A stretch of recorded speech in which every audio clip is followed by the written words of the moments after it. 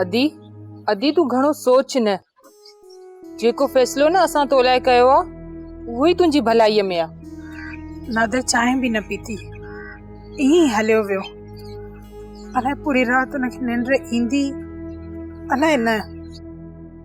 सालार खान वारा हुनजे चवण ते हुनजी मूंसां ॿीहर शादी कराईंदा, अलाए जी न कराईंदा।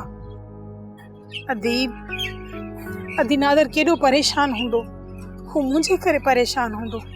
अदी तूं परेशान न थी, नादर मुड़स माण्हू आहे, हुनजे लाइ इहे त नंढियूं नंढियूं ॻाल्हियूं आहिनि ऐं तूं हरू भरू परेशान पई थी। तूं नथी सुञाणी शमा, तूं नथी सुञाणी सालार खान खे। हू कंहिंखे बि ख़ुशि ॾिसण नथो चाहे। अदी नादर पाणे सालार खान खे मुंहुं ॾेई वेंदो, तूं वेठी परेशान थी थी।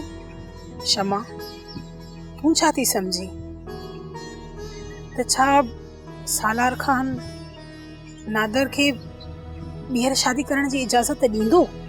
अदी तूं इत्मीनान करे वेही रह ऐं अल्लाह जो नालो वठ, इंशाअल्लाह सब बेहतर ही थींदो। अल्लाह साईं करे त ईअं ई थिए। शमा न त हफ़्ते खां वधीक मां नादर खां परे रही कोन सघंदी साईं। अस्सलाम वालेकुम अदा वरियाम। वालेकुम सलाम। वरी अस्सलाम वालेकुम।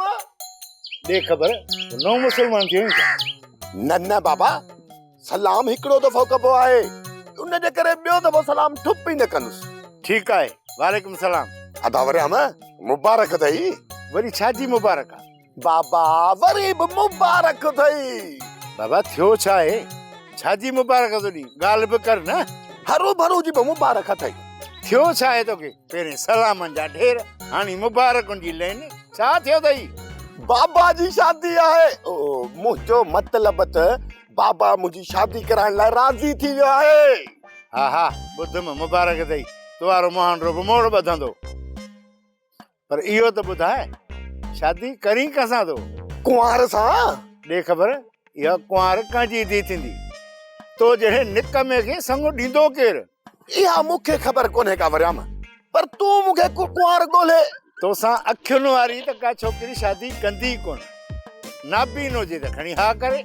छोकिरी वञी धूड़ पाए, तूं मुंहिंजे लाइ कुंवार ॻोल्ह। अदा वरियाम मां शादी कया, मोड़ ॿधा, बोस्की जो वॻो पावां ऐं माण्हुनि खां मुबारकी वठां चमचनि जी दुआ सां। देर न कर, बस जल्दी कर।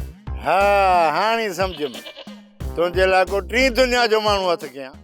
सोप सीरियल सिंध ॼाई तमाम एपिसोड्स ॾिसो हाणे HD क्वालिटीअ में। विज़िट करियो असांजो YouTube channel Sindh TV HD drama.